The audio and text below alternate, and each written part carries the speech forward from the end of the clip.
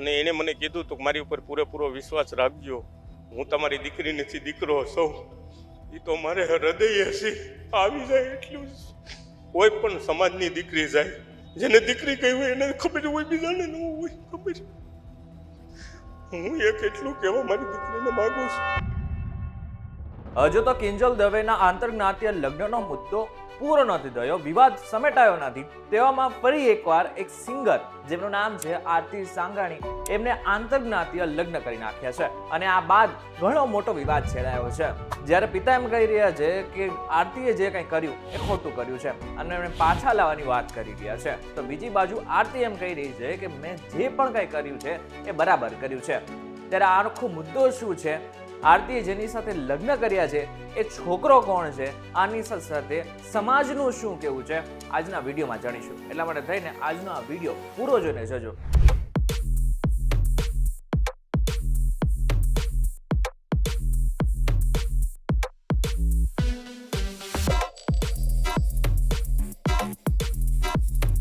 નમસ્કાર, welcome back fox VTV digital પર તમે જોઈ રહ્યા છો ડેઈલી ડોઝ અને હું છું આપણો દોસ્ત કરણ ચલોત્રા.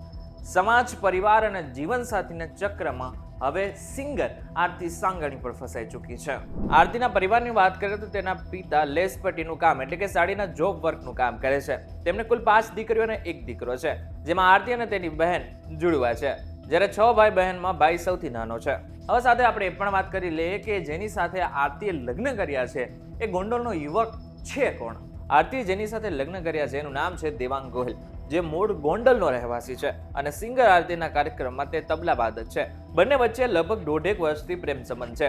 અંતે આરતીએ અને દેવાંગે પ્રેમ લગ્ન કરી પોતાનો જીવનસાથી બનાવી લીધા છે. આરતી મૂળ પાટીદાર સમાજમાંથી આવે છે. અમે બંને એકબીજાને સમજીએ છીએ, ખુશ છીએ અને એકબીજાને ખૂબ પ્રેમ કરીએ છીએ. અને પ્રેમ કરવો એ શું કંઈ ગુનો છે? આ પટેલ સમાજના અમુક અગ્રણીઓ, યુવા પેઢી ખાસ જણાવવાનું છે કે તમે જ્યાં બેટી બચાવો બેટી પઢાઓના નારા લગાવો છો ત્યાં જ પોતાની એક દીકરીને જીવનસાથી પસંદ કરવાનો કોઈ હક નથી. હવે અહીં સમજવા જેવી બાબત એ છે કે આરતીનો જે પરિવાર છે આની સાથે પાટીદાર સમાજ છે એ આ નિર્ણયથી નાખુશ છે. જો કે આની વચ્ચે પણ એક નાનકડી એવી લાઈન જાય છે જેમાં ઘણા બધા લોકો એના સપોર્ટમાં પણ આવી રહ્યા છે. હવે આપણે આ બધી જ વાત કરી રહ્યા છે તો એની પહેલા જ આપણે આરતીના જે પિતા છે એમને વીટીવી ન્યૂઝ સાથે શું વાત કરેલી છે એ સૌથી પહેલા સાંભળીએ. એનું સપનું પૂરું કરવા માટે મેં એને પૂરેપૂરો વિશ્વાસ, અને એણે મને કીધું તો મારી ઉપર પૂરેપૂરો વિશ્વાસ રાખજો, હું તમારી દીકરી નથી, દીકરો હશો. એટલે મેં વિશ્વાસ મૂક્યો હતો. કોને કોને પરિવારમાં પણ વિરોધ કરતા હતા ને આજે એ સાચું લાગતું ત્યારે કેવું થાય? દુઃખ તો થાય પણ શું કરવું? હજુ પણ શું ઈચ્છા છે આપણી કરતા? એ તો મારે હૃદય હશે આવી જાય એટલું જ. કાકા, એક સવાલ એ છે કે આજે સરકાર આવા બધા કિસ્સાઓને લઈને જુદા જુદા સમાજ, પાટીદાર સમાજથી લઈને બીજા બધા સમાજો સરકારની એવી રજૂઆત કરી રહ્યા છે કે પ્રેમ લગ્નમાં માતા પિતાની સંમતિ ફરજિયાત રાખે. ખરેખર તમારી પર જે વીતી છે એને લઈને આવું થવું જોઈએ, કેટલું જરૂરી માનો? જરૂરી છે, બહુ જરૂરી છે, ખરેખર જરૂરી છે. અને આજ હું તો પટેલ સમાજ, આજ મારા પટેલ સમાજની દીકરી જાય, કોઈ પણ સમાજની દીકરી જાય, જેને દીકરી કહી હોય એને ખબર હોય, બીજાને ન હોય ખબર. હું એક એટલું કહેવા મારી દીકરીને માગું છું કે તું જોવું જ્યાં હોય ત્યાંથી વ્યા અને ખોટા વીડિયા સમક્ષ તું મૂક નહીં કોઈ પહોંચ. આ રડતી આંખો ઘણી બધી વખત ઘણું બધું કહી જતી હોય છે, પરંતુ જ્યારે દર્દની વાત આવે, જ્યારે દુઃખની વાત આવે, જ્યારે જે વ્યક્તિ સહન કરતો હોય છે એને જ ખબર પડતી હોય છે. ત્યારે બધું જ થઈ ગયું છે ત્યારે પાટીદાર આગેવાન અલ્પેશ કથિરિયાએ પણ પોતાનું નિવેદન આપ્યું છે, એ પણ એકવાર સાંભળીએ. વધારે પબ્લિકલી ટચમાં રહેતી વ્યક્તિ હોય છે, એનું પબ્લિક ઓબ્ઝર્વેશન કરતી હોય છે. ત્યારે આ પ્રકારના બનાવોથી મારે આ બાબતે સ્પષ્ટતા સાથે કહેવું છે કે ફ્રીડમ અને ફ્રીયાલિટીમાં ખૂબ ફરક છે. પ્રેમ લગ્નની પરિભાષા હોઈ શકે છે, પણ એનો મતલબ એવો પણ નથી કે તમે ગમે ત્યાં પ્રેમ લગ્ન કરી લો. અને આટલા સમય થયો છે, મને જે જાણવા મળ્યું છે કે 17 તારીખે એમના પિતાએ સુરત શહેરના કાપોદરા પોલીસ સ્ટેશનમાં ગુમ થયાની અરજી આપી છે. તો આટલા દિવસ થયા છતાં સોશિયલ મીડિયામાં એ બોલે છે પણ પોલીસ સ્ટેશન નથી આવી શકતા, પોતાને જન્મ દેનારા માતા પિતાને નથી મળી શકતા. તો આ એક પ્રેમ લગ્નની એક અલગ પાર્ટ છે કે તમે આ પ્રકારના પગલાઓ ભરો છો. જ્યારે વ્યક્તિ આગળ આવે છે ત્યારે એને સમાજ સ્વીકૃતિ આપતો હોય છે. હવે એવું કહે છે કે બધા જ લોકોમાં મારો સાથ સહકાર છે, બધા જ આમ છે, બધા જ તેમ છે, હોય છે. એમાં ના જ નથી કે 18 વર્ણએ એમને સહકાર આપ્યો જ હોય છે, પણ એમાં સમાજનો વિશેષ ફાળો હોતો હોય છે. આજે પ્રોગ્રામ કેન્સલ કરવા પડે છે, બહાર નથી નીકળી શકતા, હવે લોકો પ્રોગ્રામ પણ નહીં મળે. કેમ કે આ પ્રકારના તમે પગલાઓ ભરો છો તો સ્વાભાવિક છે કે તમારા કારકિર્દી ઉપર અસર પડવાની જ છે. જે વિસ્તારમાંથી, જે સમાજમાંથી, જે ક્ષેત્રમાંથી તમે આગળ આવ્યો છો એ ક્ષેત્ર નહીં સ્વીકારે.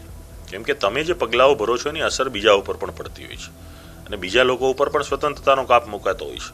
એટલે આ પગલાઓ ન ભરાવા જોઈએ. આ પ્રકારની ઘટનાઓને માતા પિતાને વિશ્વાસમાં લેવાવા જોઈએ. તમે એમ કહો છો કે માતા પિતાની સ્વીકૃતિ નથી, તો માતા પિતા તમારું અહિત તો ન જ ઈચ્છતા હોય. કંઈક ઇસ્યુ હશે, કંઈક પ્રોબ્લેમ હશે, કંઈક માતા પિતાને ગમતું ન હોય, એની સાથે ચર્ચા થવી જોઈએ. માતા પિતાનો વિરોધ છે એવું નથી, પણ માતા પિતા તમારું અહિત ન ઈચ્છતા હોય, એને કંઈક દેખાણું હશે. પ્રેમ લગ્ન કરે છે, તમારે સામેનું પાત્ર જોવું જોઈએ. કોણ છે, ક્યાંના છે, શું છે, તમારા સમકક્ષના છે, નથી, કમાય છે, નથી કમાતા, શું એની મિલકતો છે, શું એનામાં ટેલેન્ટ છે, બધી પ્રકારની વસ્તુઓ માતા પિતા જોતા હોય છે હિન્દુ વિધિ પ્રમાણે. તમે તમારી રીતે જ્યારે કરતા હોય છે ત્યારે માતા પિતાને કદાચ ન પણ ગમે, પણ માતા પિતા એ પરમેશ્વર છે અને એની મરજી વિરુદ્ધ કોઈ પણ વ્યક્તિ હોય, ચાહે દીકરો હોય કે દીકરી હોય, પણ માતા પિતા કોઈએ પણ પોતાના સંતાનનું અહિત કે ખરાબ ઈચ્છતા નથી, એવું હું દાવા સાથે કહું છું. મહત્વની વાત એ છે કે માત્ર આરતીએ પ્રેમ લગ્ન કર્યા હોય એવું નથી. આની પહેલા પણ ઘણા બધા લોકોએ પ્રેમ લગ્ન કર્યા છે અને ઘણા બધા લોકોના સફળ પણ થયેલા છે. અહીં વાત માત્ર પ્રેમ લગ્નની નથી. પ્રેમ લગ્નમાં માતા પિતાનો ઉલ્લેખ જ ક્યાંય ન હોય એની છે. જો માતા પિતા ઓલરેડી સહી કરીને આપી દે, માતા પિતાની રાજી હોય, તો કોઈ પ્રશ્ન જ ઊભો નથી થતો. ન તો કોઈ વિવાદ થાય, ન તો ઇન્ટરનેટમાં કોઈ ફોટો જાય. પરંતુ અહીં પ્રશ્ન એ થાય છે કે જ્યાં સુધી માતા પિતાની પરવાનગી નથી ત્યાં સુધી આ બધા જ લોકો જે પ્રેમ લગ્ન કરી રહ્યા છે એમના ઉપર સમાજ ચોક્કસથી પ્રશ્ન ઉઠાવે છે. ત્યારે હવે સરકાર પણ આ બાબતે વિચારી રહી છે કે જ્યાં સુધી પ્રેમ લગ્નમાં માતા પિતાની સહી ન થાય ત્યાં સુધી એ પ્રેમ લગ્ન સ્વીકાર માન્ય નહીં હોય. હવે આગળના સમયમાં શું થશે અને કેવી રીતના પગલું લેવામાં આવે છે એના ઉપર સૌ કોઈની નજર છે. પરંતુ આ બાબતને લઈને તમારું શું કહેવું છે? સિંગર આરતી સાંગાણીએ જે પણ કંઈ કર્યું એ કેટલા અંશે યોગ્ય છે એમને જરા કમેન્ટ કરીને ચોક્કસથી કહેજો. વિડીયો થકી જો તમને કોઈ ઇન્ફોર્મેશન મળ્યું તો વિડીયો લાઈક અને શેર જરૂરથી કરજો. તો આવા જ ઇન્ફોર્મેટિવ વિડીયોઝ માટે વીટીવી ડિજિટલ સાથે જોડાયેલા રહેજો.